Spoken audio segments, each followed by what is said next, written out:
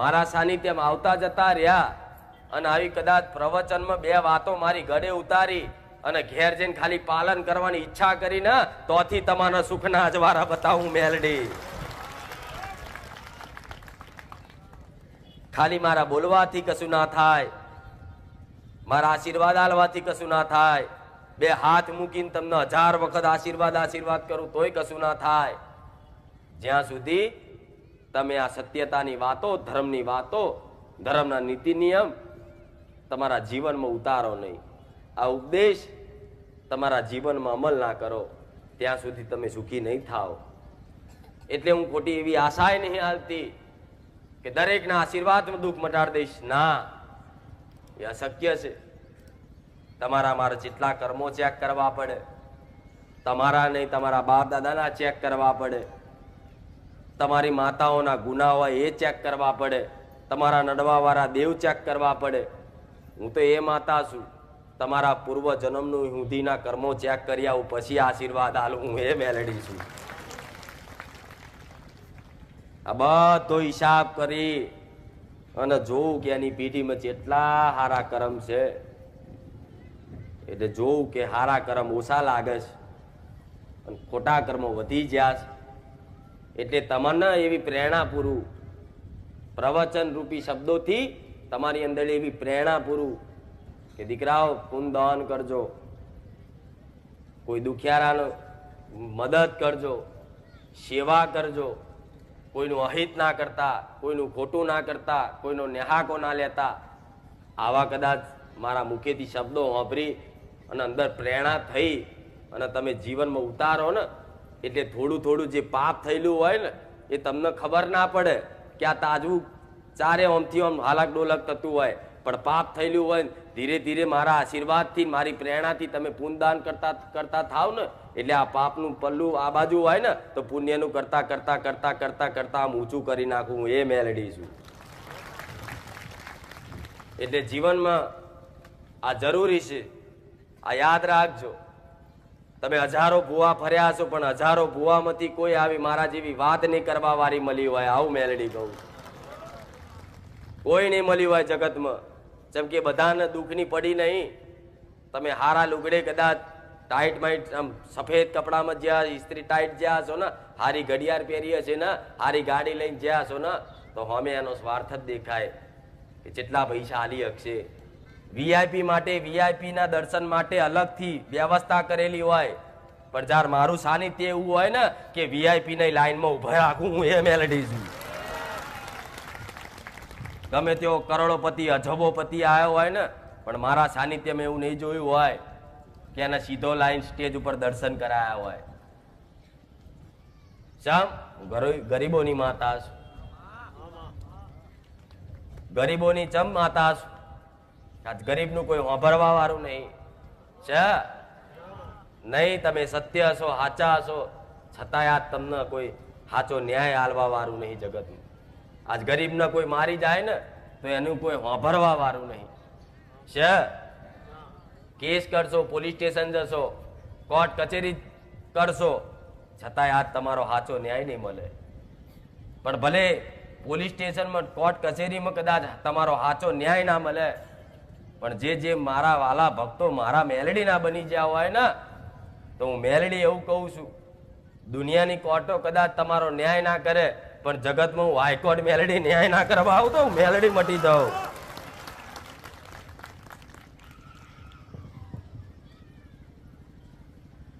કરેલા ગુના કોઈ છોડતા નહીં.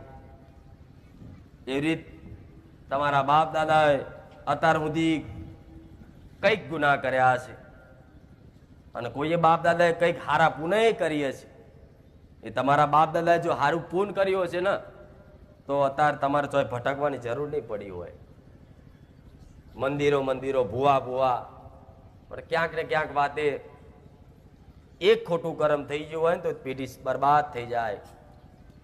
પણ આવી સમજ કોણ આવા કાળા કળિયુગમાં હાલે તમને કે આ તારો ગુનો છે, આ તારા બાપનો ગુનો છે, આ તારી માનો ગુનો છે, તને તારી માનો ને હાકો નડસ, તને તારી બહેનો ને હાકો નડસ, બહુ ન તારી હાહુનો ને હાકો નડસ. આવું કોણ કહેવા વાળું છે?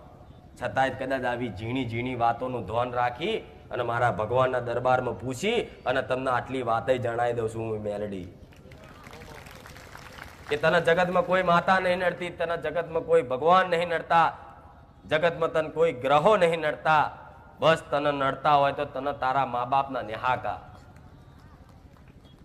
તો તરત કાન ચાલક, હા માં સાચી વાત છે, અમે અમારી માને બહુ રોવડાઈ, અમે અમારા બાપને બહુ દુઃખી કર્યો, બાપનું માન ના રાખ્યું, સન્માન ના રાખ્યું, ઇજ્જત ના રાખી, એટલે આજે એમના નેહાકા આજ અમારે ભોગવવા પડે છે.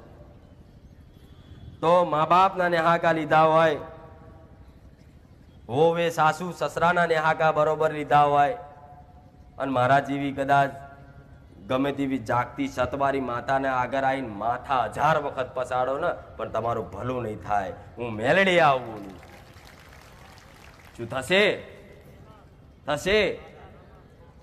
તમારી માં ઘેર રોતી હશે, તમારો બાપ ઘેર આહુડા પાડતો હશે, તમે તમારી માને બોલી જતા હોય, તમે તમારા બાપને જેમ તેમ બોલી જતા હોય, અને બાપને ખાલી દુઃખ લાગી જાય ને એક વખત કે મારો દીકરો છે, મેં આવા સંસ્કાર આલ્યા હતા, આજ મારી હોમે બોલ્યો, આજ મને બજાર વચ્ચે કે ફરિયા વચ્ચે મને બોલી ગયો, મારી ઇજ્જત ના રાખી, મારી આબરૂ ના રાખી, એક ખાલી નેહાકો પડી જાય ને તો સમજી લો તમારી એક પેઢી તો સાફ થઈ જ જાય, દુઃખી થઈ જ જાય, પણ તમારી આવનારી વસ્તી તમારો દીકરો હશે ને એ જ એવું ને એવું તમારી જોડે વર્તન કરશે. હું મેલડી આવું કહું. તમે તમારા બાપને જેવો હેરાન કર્યો છે ને તો તમારો દીકરો એ બાપને કરેલા હેરાન ગતિ કરેલું કર્મ તમારા દીકરાના સ્વરૂપમાં તમારે વેઠવું જ પડશે. આજ કઈક મા બાપનું કહેવું આવું હોય કે માં અમારો દીકરો અમને બોલે છે, મારે છે, ગારો બોલે છે, કીધામ રહેતો નહીં, એનું મનનું ધાર્યું જ કરે છે, દારૂ પીવે છે, સિગરેટ પીવે છે, કહેશો ને કઈક મા બાપ બેસનો છોડાવવા મારા પારે આવે છે. તો તમે પેલા ભગવાન માતાજી કયા નડે છે, કયો ગ્રહ નડે છે, એ બધું ચેક કર્યા વગર પેલા તો એ વિચારાય કે હારું મેં મારા બાપનો તો હેરાન નહીં કર્યો, આવો કરાય કે નહીં, મેં મારી માને તો આવી રીતની હેરાન નહીં કરી, કરાય કે નહીં. પણ આજ કોને આવું બધું ખબર પડે છે? ખબર પડે કે મારો બાપ એવો હતો તો મેં આવું કર્યું, પણ બાપ ગમે તેવો હોય પણ તમારો બાપ છે એમ કરીને રાખજો. હું મેલડી રાજી થઈ, માં ગમે તેવી રહી પણ તમારી માં છે એમ કરીને એની સેવા કરજો. કદાચ એના સ્વભાવને લઈ અને કઈક ઉંમર લાયક ઉંમર જેમ જેમ વધતી જાય ને એમ બુદ્ધિનો નાશ થતો જાય. એટલે માણસ શું બોલે એને પોતાનું ભાન ના હોય. 50 વર્ષ વટે ને એટલે ધીરે ધીરે ધીરે ધીરે માનસિક સંતુલન બગડી જાય, એટલે એની આદત થઈ જાય, બોલ બોલ કરે, જેમ તેમ બોલે. તો તમારે એવું ખોટું ના લગાડાય કે મારી માં કે મારો બાપ આ બોલી ગયો. પણ આ બધી ઝીણી ઝીણી વાતો કહું છું, ધ્યાન રાખવા જેવી વાતો છે, અને મારી વાતોમાં કંઈકના જવાબ મળી ગયા છે. તમને મારી વાતો એવી જ લાગતી હશે કે માં આ તે મને કીધું, દીકરીઓને એમની વાતો એવી લાગતી કે માં આ તું કોઈ નહીં, આ સ્પેશિયલ ત્યાં મારા માટે જ કીધું. હું માતા એવું કઉ છું, આ તમારા માટે જ કઉ છું કે હજારોને હું પહોંચી નહીં વરું. મારા દીકરાનું શરીર એક છે, મારા દીકરો એક છે, પણ અનેકના જવાબ આલવાના હોય ને તો હજારોનું પહોંચી ના વરું, પણ પ્રવચનના માધ્યમથી કંઈકના જવાબ મળી જાય છે. આવું મેલડી કહું. એટલે પેલા જે જૂના આવતા એ તો કદાચ મારા સાનિધ્યમાં ઘણા એવા સુધરી ગયા છે, પણ જે નવા આવ્યા ને એને હું કહું છું કે જો મારી કૃપા જોતી હોય આમથી આમ બહુ ભટકવું ના હોય ને ભૂવા મંદિરો તો માતા એવું કહું છું, તમારા મા બાપનો જો નેહાકો લીધો હોય ને ખાલી ખબર પડી હોય ને, યાદ આવ્યું હોય ને કે હા કે મેં મારા બાપના આ બોલી ગયો તો આ દુઃખ લાગ્યું હતું, મારી માના બોલી ગયો તો આ દુઃખ લાગ્યું હતું. તમારો બાપ ભગવાનના ઘેર જતો રહ્યો હોય ને, તમારી માં કદાચ ધરતી પર હયાત ના હોય ને છતાંય તે એને દીવો કરી અને 2 હાથ જોડીને માફી માંગજો. ઘણા તમારી કુળદેવી કંકુના પગલે ના આવે તો હું મેલડી મટી દઉં. બોલાવી છે ને કુળદેવીને ઘેર કે કંકુના પગલે આવો. આ ચૈતનના નોરતા નજીક આવે છો, આ ચૈતનના નોરતા નજીક આયા તો કદાચ કોઈને આહવાન કરવાનું હોય, કોઈને બોલાવાના હોય ને, તો એ પહેલા બધું સુશોભન કરવું પડે, ચોખ્ખી જગ્યા કરવી પડે, મન પવિત્ર કરવું પડે, જે તે ગુના થયા હોય એની માફી માંગવી પડે, તાર માતાજી ભગવાન આવે. આ શું ખોટું? તો તમારી માન બોલાવા માંગો છો ના ચૈતરમાં? તો હું માતા એવું કહું છું, તમારા મા બાપ નો, તમારા દાદા દાદી નો નેહાકો જો તમે કદાચ ના લીધો હોય, પણ તમારા બાપે તમારા દાદાનો નેહાકો લીધો હોય ને, તો દીકરાને એવું કહું છું, એના દીકરાના દીકરાને એવું કહું છું કે બાપ વતી, બાપ તો કદાચ મૂર્ખ હોય, મૂર્ખનો સરદાર હોય, એને કોઈ બુદ્ધિ પહોંચતી ના હોય ને, તો એ દીકરાના દીકરાને એવું કહું છું કે એના બાપ વતી એ દાદા મરી ગયા હોય ને, તો એ માફી માંગી લેજો, મારો રોમ રાજી રહેશે. કોઈ દીકરીને પરણીને હારે જઈ હોય ને, કદાચ એની સાસુ બહુના ઝઘડા બહુ થતા હોય ને, એ વહુએ કદાચ હાહુને બહુ હેરાન કરી હોય ને, અને હાહુ મરી જઈ હોય ને, તો યાદ આવે ને કે મેં મારી હાહુને બહુ હેરાન કરીશ, બહુ દુખી કરીશ, તો અત્યારે મરી જઈએ છે ને તોય તમને નડતી જ હશે. મરી ગયા પછી તો કહેશે કે જતા રહ્યા માણસ, તો ચોથી નડવા આવ. તો જતા રહ્યા હોત તો તમને પિતૃ પૂર્વજના સિકોતરના 12 સિકોતરો શું લે નડવા તૈયાર થઈશ? જો મરી ગયા પછી માણસ જતો જ રહેતો હોય પૂરેપૂરો, તો પછી આ પૂર્વજ, આ સિકોતર, આ 12 સિકોતર, આ બધું શું લે તમને નડે? નડે? તેનો મતલબ અહીંયા જ છે, જોઈ જ્યાં તો કે માતાજી ચમ નહીં જ્યાં. તો મેં એનું પહેલાય કારણ કીધેલું છે કે મૃત્યુ એક દાડો બધાને આવવાનું છે. આવવાનું છે ને? કોઈ અમર છે, અમર લઈને આવ્યું છે કોઈ? કે કોઈ અમર વરદાન લઈને આવ્યું હોય કોઈ એવું છે સતયુગનો મહાપુરુષ? નહીં, સંસારમાં કોઈ નહીં. એક દાડો બધાને જવાનું છે. ભગવાને અવતાર લીધો ને તો એમનું મૃત્યુ થયું છે. તો મૃત્યુ અટલ સત્ય છે, સનાતન સત્ય કહેવાય. તો મૃત્યુ એક દાડો બધાને આવવાનું છે. આવવાનું છે. તો મરી ગયા પછી તમારું શું થાય એ કોઈને ખબર છે? કે મારી ભૂત થાય, કઈક નું કેવું આવું હોય. અને હું એવું કહું છું કે હા, મરી ગયા પછી તમે ભૂત થાવ. તો ભૂત કેમ થાવ કોઈને ખબર છે? નહીં ખબર. કહું ધોનથી વાપરજો તો કહીશ. જેમ કે આ બધી ઊંડાણના રહસ્યોની વાતો કરીશ ને, તો મારી વાત ગળે ઉતરશે, તમને પૂજવાનું મન થશે. દેવી દેવતા તમારા પૂર્વજ સિકોતર માતાઓનું પૂંદાન કરવાનું અને પૂજવાનું મન થશે. મરી ગયા પછી જેણે આખી જીવન જેવા સંસ્કાર જીવનમાં ઉતાર્યા હોય, જેવા લીધા હોય, એ પ્રમાણે એનું ચરિત્ર નિર્માણ થયું હોય, એ ચરિત્રના અનુસાર એનો જેવો સ્વભાવ હોય, એ સ્વભાવને લઈ એને કામ, ક્રોધ, મોહ, લોભ આ બધું જાણો જ છો ને તમે, કે બહુ લોભ રાખ્યો હોય, બહુ બીજાની પ્રત્યે ઈર્ષા રાખી હોય, તો મળતી ઘડીએ જેનો જે જગ્યાએ જીવ રહી જાય એ જગ્યાનો લગાવ હોય, એ જ જગ્યાનો જીવ ભટક્યા કરે. આવું સાંભળ્યું કોઈ દાડો? નહીં. તમે મરી જાઓ અને છેલ્લી ઘડીએ તમારા મગજમાં જે વિચાર આવે ને એ તમે પહોંચી જાઓ. હવે તોથી વિચાર લો, તમારો દાદો હશે, તમારી મમ્મી હશે, કે તમારી દાદી હશે, કે તમારો પપ્પા હશે, જો મરતી ઘડીએ એનો વિચાર છેલ્લો એવો હોય કે મારો દીકરો ક્યાં ગયો, મારી દીકરી ક્યાં ગઈ, તો 100% એનો જીવ એના દીકરામાં ને એની દીકરીમાં રહી ગયો હશે, રહી ગયો હશે ને રહી ગયો હશે.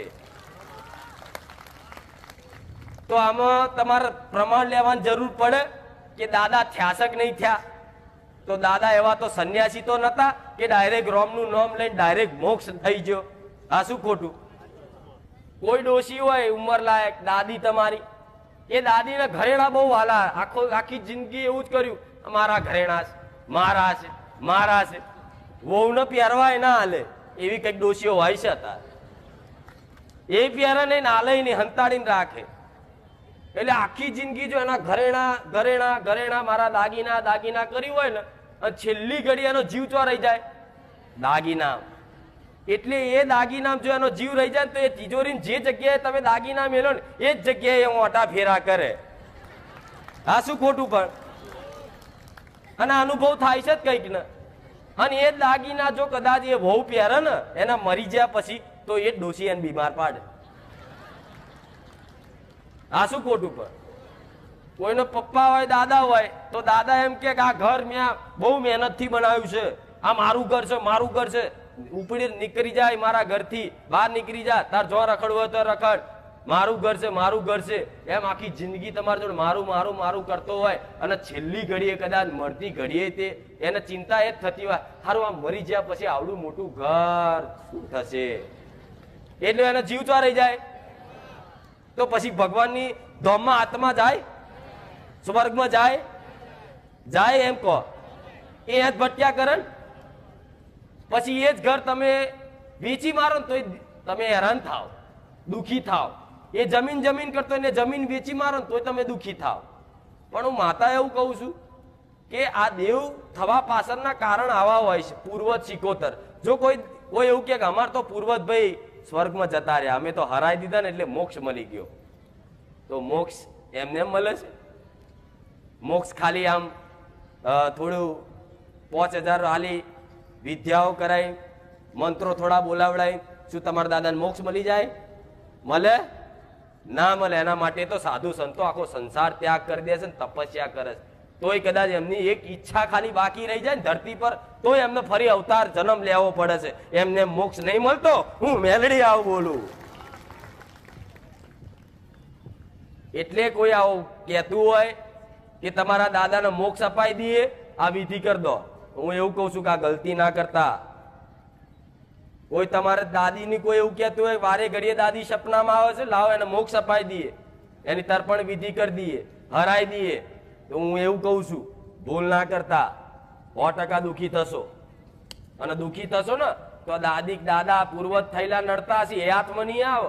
ભુવાઓ જોડ જશો ને તો મોટી મોટી જબરી માતાઓ ખોરિયાલ છે, પણ આવડા સિકોતરા કોઈના હાથમાં નહીં આવતા. હું મેલડી આવું કહું. પણ હું તો પહેલું પકડું તો તમારા પૂર્વજ સિકોતર ને 12 સિકોતર માતાઓ કે જે તમારા ઘરમાં નડતર રૂપ થાય છે. તો કે કેમ નડે? એ તો દાદા હતા ને શું લે અમને મારે? તો દાદા જીવતા હતા તો સુધી હતા સંબંધ, તમારો જીવતા હતા તો સુધી દાદાનો અને પોત્રનો સંબંધ હતો.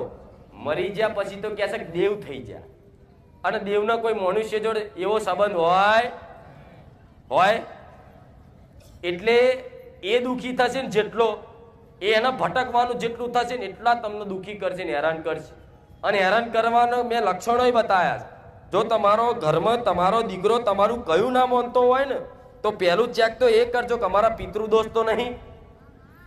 તમારા ઘરમાં ઘડીએ ઘડીએ બીમારીઓ બહુ અતિશય ચાલુ રહેતી જ હોય ને, 6 મહિને 2 વખત 3 વખત દવાખાના બાટલા ચડાવવા પડે ને, ઇન્જેક્શનો લેવા પડે ને, મોટી હોસ્પિટલોના રિપોર્ટ કઢાવવા પડે, કોકનન 12 મહિના 5-7 વખત દવાખાના મોટા મોટા આવતા હોય ને, તો પહેલા ચેક કરજો કે અમારા ઘરમાં કોઈ સિકોતર તો નહીં, કોઈ 12 સિકોતર તો નહીં. તો કહેશે કે માતાજી હોય તો શું કરવાનું? તો સિકોતર એટલે ખબર પડે જ બધાને. મારા સાનિધ્યમાં અભ્યાસ કરેલો એને ખબર હશે કે સિકોતર કોને કહેવાય. નવા આયેલા તો કહેશે કે માતાજી શું બોલે છે હિન્દીમાં કે ઇંગ્લિશમાં, ખબર જ નહીં પડતી આ તો બધી. તેના માટે ભણવું પડે. પણ ભલે તમે થોડા મોડા આયા હોય, પણ ફરી એની એ વાત ચમ કરું છું કે નવા ઘણા આવે એવા કે નવા આવે, પણ એમને એવું કહું છું કે આ સમજો માતાઓને ઓળખો. પહેલા નોમ એમને એમ નહીં પાડે કે આ સિકોતર, આ પૂર્વજ, આ 12 સિકોતર, આ મેલડી, આ સધી, આ વહાણવટી, આ ચામુંડા, મહાકાળી, આ ખોડિયાર, ચમ નોમ અલગ અલગ પાડ્યા કે અલગ અલગ શક્તિઓનો ઓળખ થાય એટલા માટે. નકર બધી શક્તિઓ તો એક જ છે. હું મેલડી આવું કહું છું. એટલે સિકોતર એટલે શું કહેવાય? કોઈ ભાઈ પરણેલી કોઈ ભાઈ તમારા ઘરમાં મૃત્યુ પામી હોય એને સિકોતર કહેવાય. જેમ કે તમારી કોઈ દાદાની પહેલી પત્ની, જો ખાસ મોટામાં મોટું તકલીફ આજના જમાનામાં આવી હોય છે, બીમારીઓનું મુખ્ય કારણ, મોટામાં મોટું કારણ કે તમારા દાદાની 2 પત્ની હતી. પહેલી પત્ની કોઈ કમોતે મરી જઈ, કોઈ બીમારી મરી જઈ, પણ એની ઉંમર 40-45 વર્ષ હતી કે 50 વર્ષ હતી. અને જો કદાચ ભગવાનના ઘેર જતી રહી હશે અને તમારા દાદા બીજી ભાઈ લાયા, બીજી દાદી લાયા, પણ જો પહેલી ભાઈ જે મરી જઈ હતી એને જો નહીં બેહાડી હોય ને અને એને 12 મહિને યાદ નહીં કરતા હોય ને તો સમજી લો તમારા આખો વર્ષ ઇન્જેક્શનના ગોદાસ ખાવા પડે. હું મેલડી આવું કહું. આખો વર્ષ તમારા બાટલા જ ચડાવવા પડતા હશે. કંઈકની દીકરીઓને તો લોહી નહીં બનતું, આવા ને આવા હુકાયેલા રે. અને ધૂણ કંઈક તો ધૂણ છે કંઈક દીકરીઓ નહીં ધૂણતી. ચોક મોડવે જાય, ચોક મઢમાં જાય, ચોક મંદિરે જાય એટલે જોરથી પોક મેલીને રોવે. જાણે કેસે કે આ દીકરી ચમ રોવે, જોરથી રોવે, જાણે એને કોઈ ના હોય ને એનું એવું રોવે. જોવો છો ને કઈક દીકરીઓ રોવા વાળી, અને હજુ કઈક બેઠી છે, આવું મેલેડી કહું છું. એટલે આ રોતી હોય ને તો ચેક કરજો પેલા કે આવી શિકોતર અમારી બાપ દાદાની તો નહીં, અમારા દાદાની કોઈ બઈ તો નહીં, અમારી કાકી કોઈ હરગીન મરી જાય એ તો નહીં, અમારી કોઈ પેઢીની કોઈ દાદી તો નહીં. આવું ચેક કર્યા વગર વારણ કરતા જો એક વખત વરાય નાખ્યું તો સમજી લો મારા જેવી 500 માતાઓ આવશે ને તોય તમારું કોઈ જગતમાં ભલું નહીં કરી શકે. હું લખી ના લઉં મેલડી. ભલું કરે તો તમારા ઘરના દેવ જ કરશે. હું તો એક તમારા માટે પારકું દેવ છું. તમારા માટે તો પારકી જ કહેવાઉં ને. મારો હક છે તો મારી વસ્તી જોડે 12 મહિને હું વ્યવહાર લઉં, મારીને લઉં કે માગીને લઉં તો મારો હક ચો છે મારી પેઢીની વસ્તી જોડે. પણ તમારો હક તમારી માતાઓ જોડે, તમારી શિકોતર માતા જોડે જ છે. એટલે સમજી લો એક વખત જો ઘરની માં આવી શિકોતર કરીને વરાય નાખી ને તો પેઢી બરબાદ થઈ જશે, દુઃખી થઈ જશો ને હાથમાં નહીં આવે. જગતમાં હું મેલડી આવું બોલું. એટલે હું માતા એટલું કહીશ કે આવું તમારા ઘરમાં તમે જાણતા હોય તો કોઈને કહેવાની રાહ જોતા નહીં, મારી કહેવાની રાહ ના જોતા. તમને સમજ છે, તમને સમજ આપું છું અને ખબર પાડું છું તો તમારે જાતે એનો વ્યવહાર કરી એને પાટલી પર કે ગમે તે મંદિર રોનું લાવી એના નામથી ખાલી દીવો કરજો. અને હું એ કહું છું ખાલી તેલમાં ચોખાનું નિવેદ આલજો અને ચપટી ચવાણું ધૂપ આલી અને ખાલી પાણીનો ગ્લાસ ધરાવજો. હું એવું કહું છું 12 કલાક ના થાય પ્રમાણ ના મળે તો મને મેલડીને ફટ કહેજો. એ તમારી શિકોતર માતાની ગેરંટી હું માતા લઉં છું. જેવું કામ કરવાનું તમારી ઘરની માને, તમારી એક ઘરની શિકોતર ને, પણ એ શિકોતરની ગેરંટી હું મેલડી એવી લઉં છું કે જો તમે જાણતા હોય કે અમારી પેઢીમાં આવી શિકોતર હતી કે કોઈ કુવામાં પડી જતી, કોઈ ગરો પાહો ખાઈને મરી જતી અને જો લોહીએ લાગતી હશે તો તમને નડતર રૂપ થતી હશે ને હશે. એટલે જાણતા હોય ને તો ખાલી દીવો કરી અને ચોખાનું નિવેદ, માતાજી હોય આદ્ય શક્તિ હોય ને એને ઘીમાં નિવેદ થાય, ચોખાનું નિવેદ ઘીમાં થાય, ઘી ગોળ ને ચોખા. પણ કોઈ શિકોતર હોય ને તમારી ઘરની એને ચોખાનું નિવેદ પણ તેલમાં હાલવાનું. ખાલી આટલું ધૂપ કરી અને ચવાણું કરી અને ખાલી પાણીનો ગ્લાસ એક વખત તો ધરાઈ જુઓ. હું એવું કહું છું 6 મહિનાથી કદાચ નોકરી ધંધો નહીં હોય અને 12 કલાકમાં જો નોકરીના પ્રમાણ ના લે તો ગોડા હું મેલડી મટી જાઉં. એની ગેરંટી હું ચમ લઉં છું. એ કામ નહીં કરે ને તો હું કરાવડાવીશ, કર તને નિવેદ લાવીશ. અને એક નહીં તારા 1000 કામ કરવાના 12 મહિના સુધી. જેમ કે હું તમારી દાસી નહીં કે રોજ તમારા કામ કરવા આવું, પણ તમારી ઘરની માતાની ફરજ છે તમારું રોજ કામ કરવું. પણ તમે એને માનતા નહીં, એને પૂછતા નહીં, એને યાદ નહીં કરતા. પણ ખાલી આ શિકોતર માતા, તમારા ઘરમાં કોઈ બાળ શિકોતર હોય તો ફરી એક વખત તો બાળ શિકોતર કોને કહેવાય? બાળ શિકોતર એટલે તમારી ઘરમાં કોઈ નાની દીકરી હોય ને જે સમજણ આવી હોય, એને ખાલી જન્મી હોય ને સમજણ આવી હોય કે આ મમ્મી, આ પપ્પા, આ કાકા, આ કાકી, એવી ખાલી 1 વર્ષના છોકરાને આજ સમજણ આવી જાય છે ને.